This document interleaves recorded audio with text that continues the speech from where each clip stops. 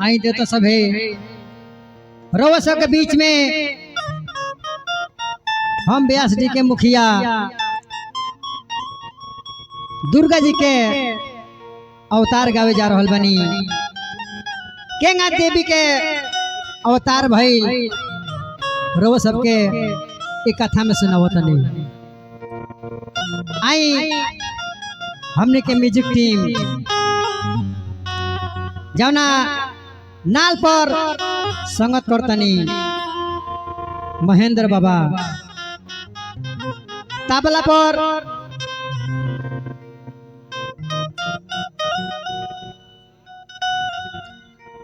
पर प्रभात बाबू, बेंजू पर शौकत सुनील भैया, झाल पर बुचुन चाचा बानी। आई रोज के बीच में और गावत में कोनो प्रकार के गलती हो के क्षमा करब। ध्यान दे के सुने कहे के बा कि कैसे अइली दुर्गा जी आई कथा सुनाई। राजा दनु के बेटा रहले रंभक राम दो भाई। खूब रले बलशाली औरी रहले धनवान।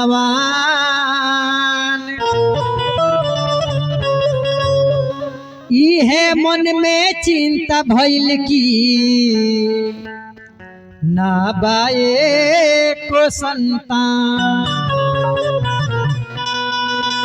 कि पुत्र के कारण दोनों भाई तप कइले बड़ी भारी। ग्राम पच नदी में जाके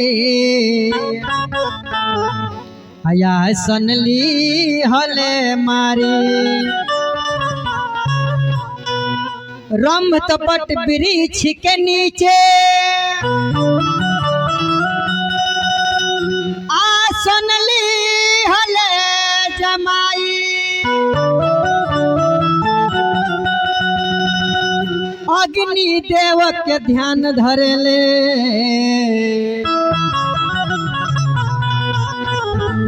कहीं बात सुनाई।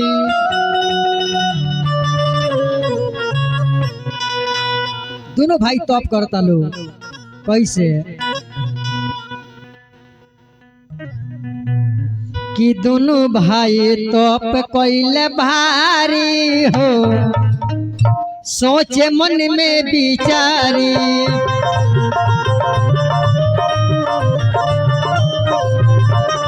दोनों भाई तप कइले भारी हो, सोचे मन में विचारी।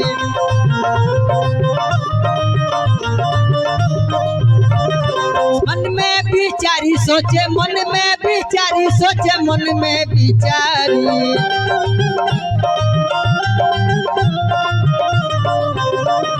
मन में विचारी सोचे मन में विचारी, सोचे मन में विचारी। दोनों भाई तप करे भारी हो, सोचे मन में विचारी।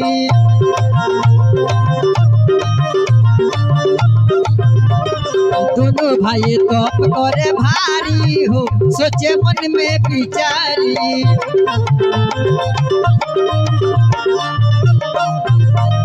रंभक आसन मरले पनिया में जाके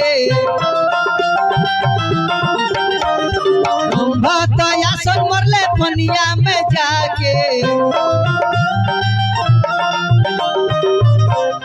रंभत आसन मरले पनिया में जाके रंभत रंभत यज्ञा जी आई हो सोचे मन में विचारी हे रंभत यज्ञा जी आई हो सोचे मन में विचारी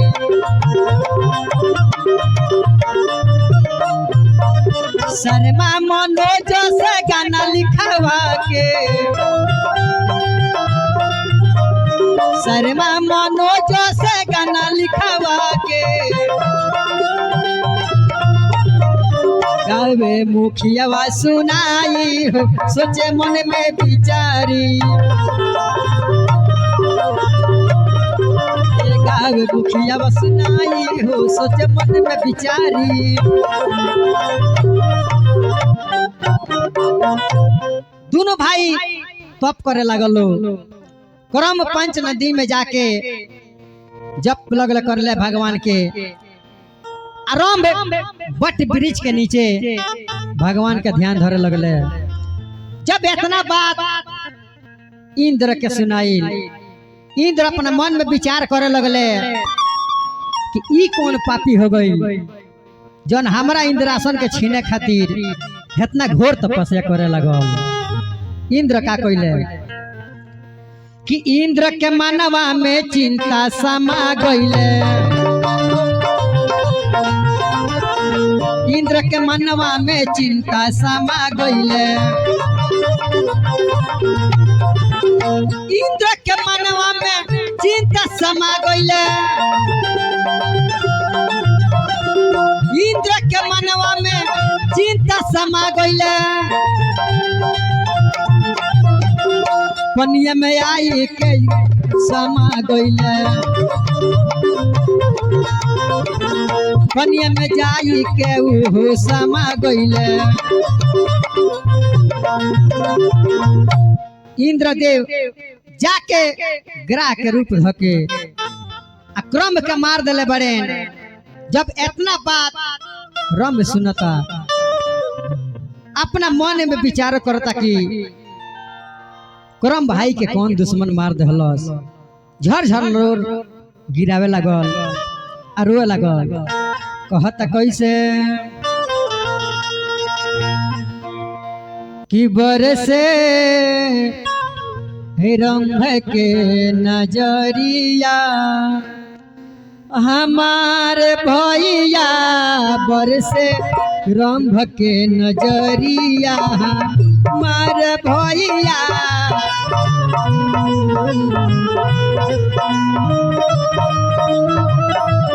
बरसे रंभ के नजरिया हमारे भैया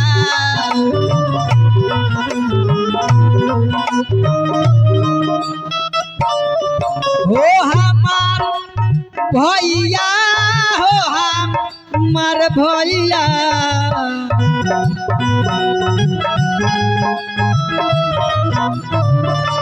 हो हमार भैया हो हमार भैया बरसे रंग के नजरिया हमार भैया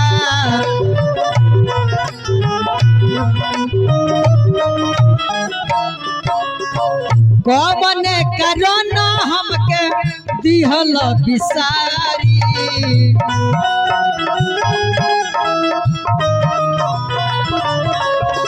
कौन दुश्मन दिहल तोहरा के मारी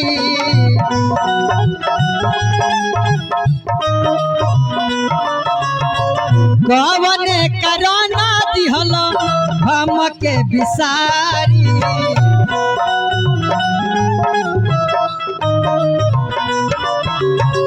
कौन दुश्मन दिहल तोहरा के मारी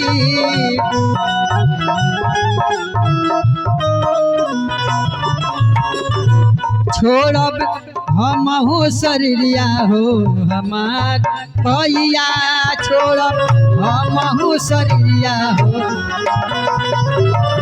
छोड़ब हमहु शरीरिया हो हमार भैया।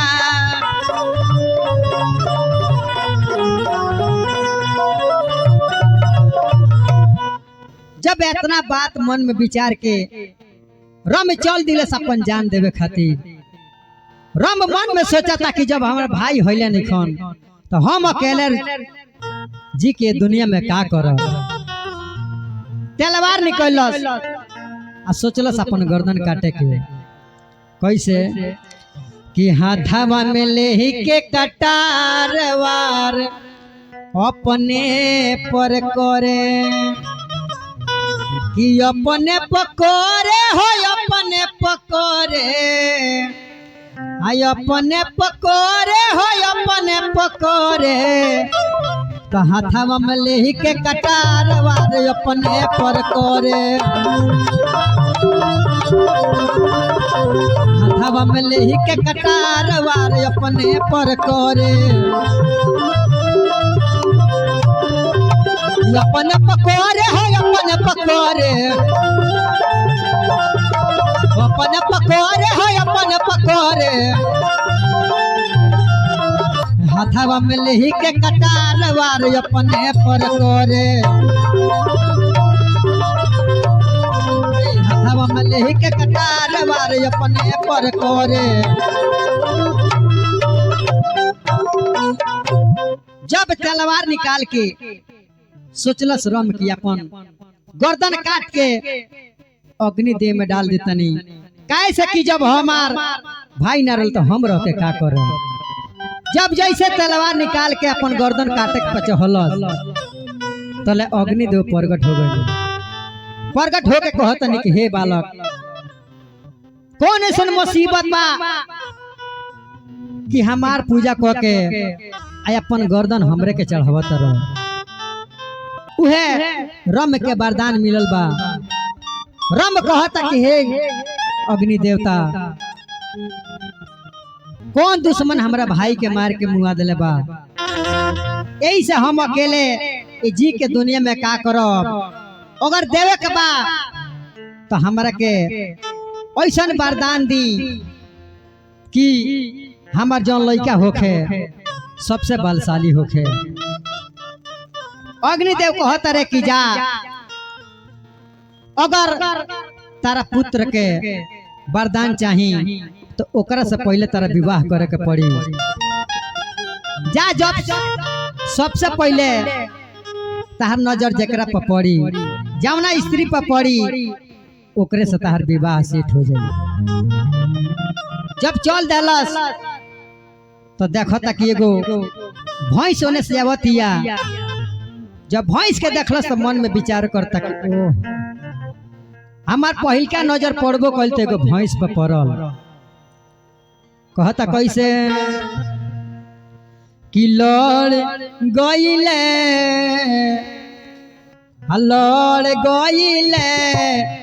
एगो पारी से नजरिया।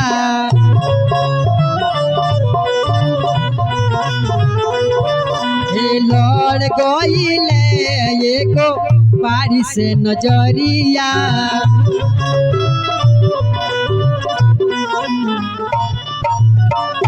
प्यार करब राखती लगे भी तरिया हो। प्यार करब राखती लगे भी तरिया हो। अरे लड़ गईले अरे लड़ गईले एगो पारी से नजरिया।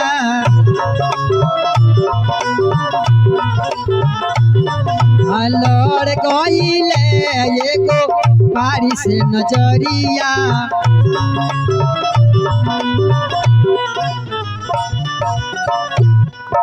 रम कहता कि पारी है तो का हो लेकिन हमार पहिल का प्रेम के इहे है। ओ करे के राखेला दिलवा के अंदर।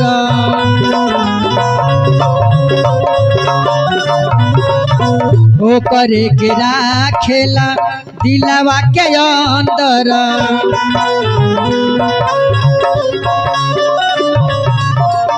इहे बात कहता रे बाबा महेंद्र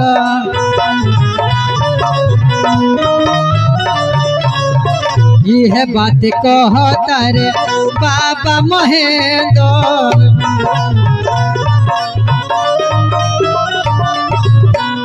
कहले तू हऊ आँखी के अरे पुतरिया हो कहले तू हऊ आँखी के पुतरिया हो अरे लड़ गईले एगो पारी से नजरिया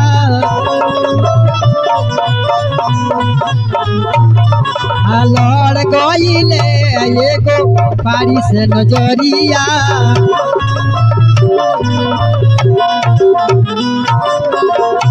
जब नजर मिलल पारी से पहले के जमाना रहल भैया कि नजर मिलते नजर से नजर लड़का रह जात रह ये बार के युग में अभी 6 महीने बीतत नहीं खे तो डॉक्टर ओझा लगे हमने के घूमे लगता नहीं सब लेकिन उस समय रहे कि नजर मिलते ही लड़का रह जात रह उहे नजर मिलल रम के पारी से पारी गर्भवती भैली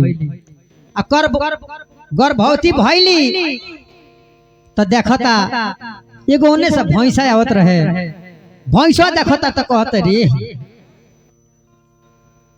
ये तो देखो नहीं तो भैंस एगो मनुष्य के साथ है हमने के का होखी अब भैंसिया के देखलस भैंसो तो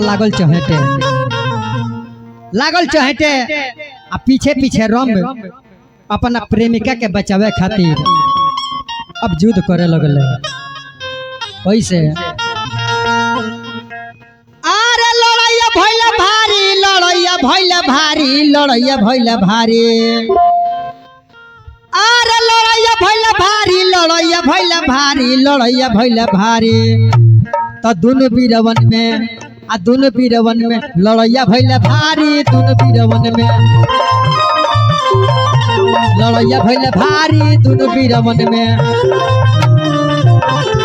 लड़ैया भइल भारी लड़ैया भइल भारी लड़ैया भइल भारी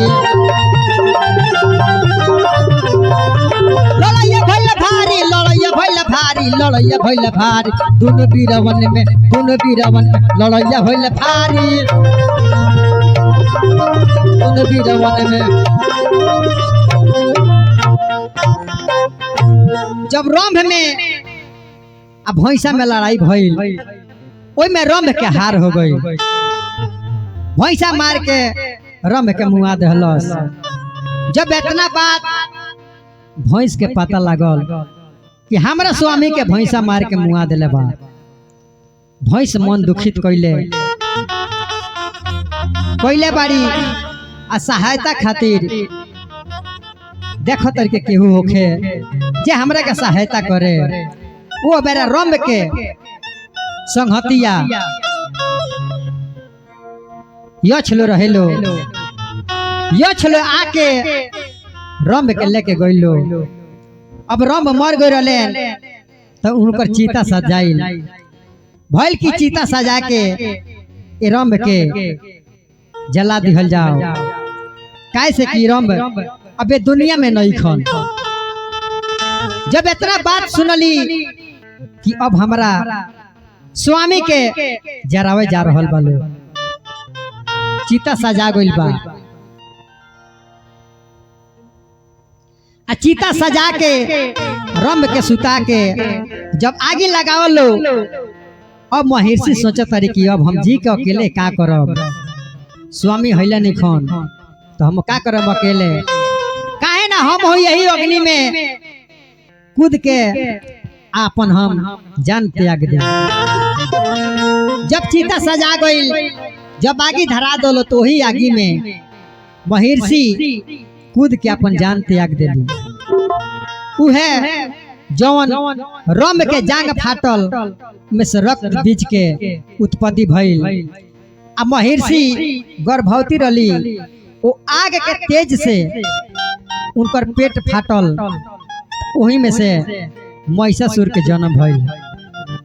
जन्म थे महिषासुर ब्रह्मा जी के घोर तपस्या करे लागल। जब घोर तपस्या करे लागल तो ब्रह्मा जी खुश होके दर्शन देहनी या कहनी कि बालक आज हमरा के अपना तपस्या से खुश कइले बड़ो, जौन बर मांगे बतन मांगो। ब्रह्मा जी कहतनी कैसे कि मांगो मांगो मांगो ये बबुआ हमारा से वरदान।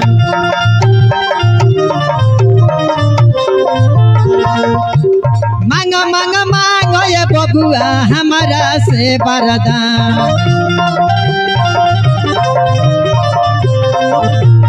जब तारा मनवा में होके सोचल हो यार माँ, जब तारा मनवा में होके सोचल हो यार माँ।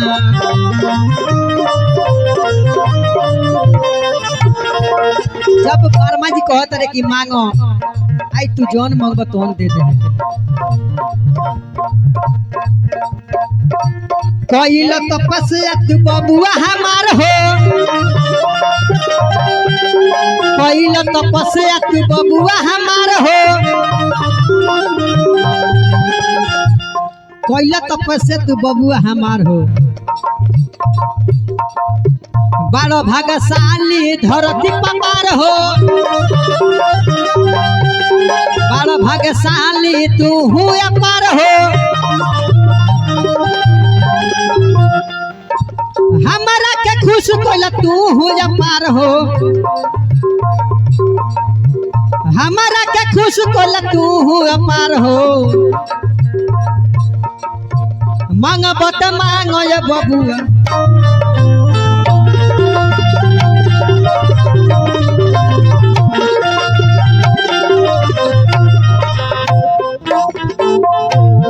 जब इतना बात ब्रह्मा जी कहले कि मांगो, आज तू जौन मांगबो तौन हम दे दे हैं। काहे कि घोर तपस्या करके हमरा के खुश कर देला बड़ा। उहे महिषासुर कहता कैसे कि हम तो नदान बानी, हम तो नदान बानी रौरा महान ये हमार देवता। पूरा करी अरमान ये हमार देवता, पूरा करी अरमान ये हमार देवता। हम तो नदान बनी, हम तो नदान बनी तू महान ये हमार देवता। पूरा कर अरमान ये हमार देवता, पूरा कर अरमान ये हमार देवता।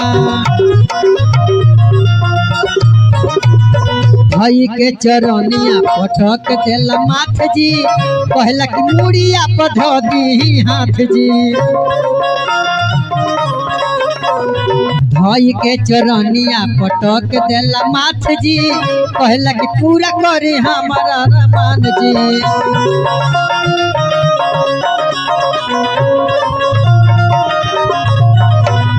अमर हो जाई हम,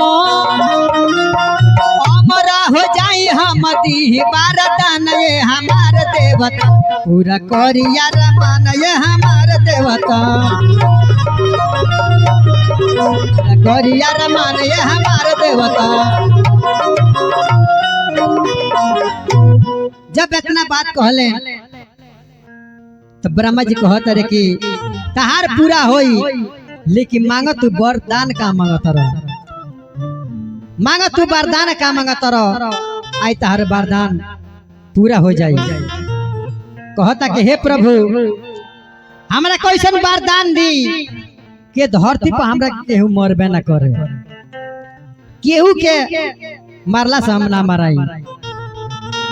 ब्रह्मा जी कहता नहीं कि हे बालक दोसर वरदान मांगो, काहे से कि जे धरती पर बाटे ओकरा एक न एक दिन मरही के बाद। दोसर वरदान मांगो तार पूरा कर दे। महिषासुर कहता कि ना हमरा इहे वरदान चाहिए, ना तो ऐसा वरदान दी कि हमरा के स्त्री के छोड़ के बाकी केहू हमरा के मार ना सके।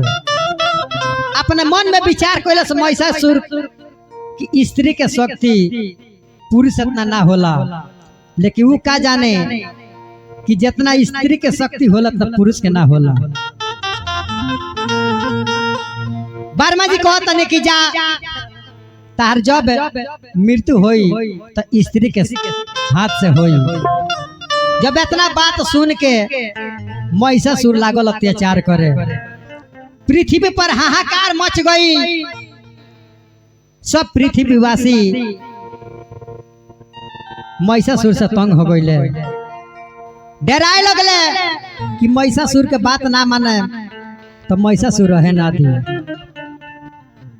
जब इतना बात सुनलस कि हमरा डर से पूरा पृथ्वी कांपता, तो महिषासुर ठठा के हंसलस, कहता कि अब हमार पूरा अरमान होके जा रहल बा, कैसे कि हमरा डर से पूरा पृथ्वी कांपता। ये बात सोच के अपना गुरुजी से बतावे गई कि गुरुजी आज हम पूरा शक्तिशाली हो गए बने धरती पर, हमरा डर से पूरा पृथ्वी कांपता, जितना ऋषि मुनि बालो सब केहू कांपता। उहे महिषासुर के गुरु शुक्लाचार्य कहने कि अरे मूर्ख, हई कीड़ा मकोड़ा के तोरा मार के का होई? हाय अगर मारे के बा तो जाके इंद्र के मार, काहे से कि इंद्र के मरबे तो तोरा इंद्रासन मिली, इंद्र के गद्दी मिली। आ ई एगो राज के बात बा कि तारा चाचा के इंद्र मरले बड़े तो तार बदला भी पूरा हो जाए। उहे महिषासुर अपना दूत के भेज के लड़ाई करे खातिर इंद्र से आदेश देले बाकी हे इंद्र, अगर तारा में शक्ति बात आके हमारे से लड़ो। लेकिन इंद्र देव ओकरा के भला बुरा बात कह के भेज देले बड़े। जब दूत आके बताओ लो कि हे महाराज रउआ से इंद्र का लड़ी, वो तो खुद कहता था कि हमारा से जो या महिषासुर से भेंट हुई, महिषासुर के पूंछ काट दे। वह महिषासुर क्रोध में होके इंद्र पर चढ़ाई कर दिला बा कि इंद्र पकड़ेला चढ़ैया हो, हे चढ़ैया हो पापी करेला लड़ैया।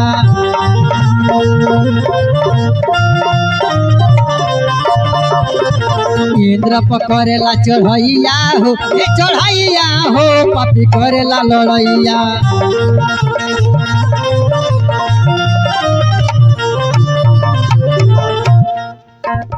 इंद्र के देव राज में चल गइल बा, कहता कैसे पाके बारा दानवा करेला अत्याचार हो,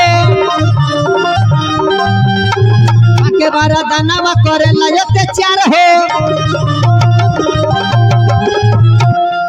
पाके बारा दानवा करेला अत्याचार हो। देवलोक के मानवा में चिंता अपार हो, देवलोक के मानवा में चिंता अपार हो, देवलोक के मानवा में चिंता अपार हो। आए गइल बाउर समैया, ए समैया हो पापी करेला चढ़ैया।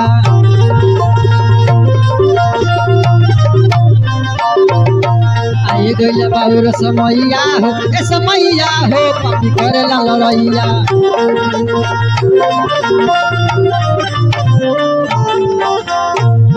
उहे लड़े खातिर इंद्र पर चल गई। इंद्रासन पूरा डगमगाए लगल ओकरा गइला से, सारा देवता लोग के मार के भागावे लगल। इंद्रदेव अपन गद्दी छोड़ के इंद्रासन छोड़ के भाग गइले, जाके सारा देवता लोग लुकाइल बा ओकरा डर से। कुछ दिन जब बीतल तब सारा देवता लोग अपना मन में विचार कइल कि महिषासुर के डर से हमनी के लुकाइल बानी सन, हमने कोनो उपाय करे के जौन जे कि पहला वाला राज हमने के फेर आओ। सब देवता लोग मिल के ब्रह्मा जी के लगे गईल, जाके ब्रह्मा जी से विनती कैलस कि हे ब्रह्मा जी कोनो उपाय करी कि महिषासुर मराओ। महिषासुर का अत्याचार हमने पर बड़ी भारी पड़ गईल बा। ब्रह्मा जी कहता नहीं कि महिषासुर के जौन हम वरदान देले बानी वो हमरा बस के बात नहीं खे। ब्रह्मा जी लेके शंकर जी के लगे गईनी, शंकर जी लेके विष्णु जी के लगे गईनी। विष्णु जी के लगे जब गई लो सारा देवता लोग हाथ जोड़ के कहता लो कैसे, जब हाथ जोड़ के विनती कैलो कि हे प्रभु कोनो उपाय करी जौना से महिषासुर के अत्याचार खत्म होखो, महिषासुर मराओ। उहे सारा देवता लोग के मुख से कहो ज्योति निकलल, जौन ज्योति सारा जना के देवता के मुंह से निकलल। जब एक भइल शक्तिशाली हो गई, शक्तिशाली होके उहे ज्योति एगो कन्या के रूप में प्रकट हो गई। वह प्रकट होके आ सारा अस्त्र शस्त्र देवता लोग से लेके जाके दुर्गा जी उहे दुर्गा जी जाके आ महिषासुर के मरले बने। प्रेम से बोली दुर्गा जी मैया की।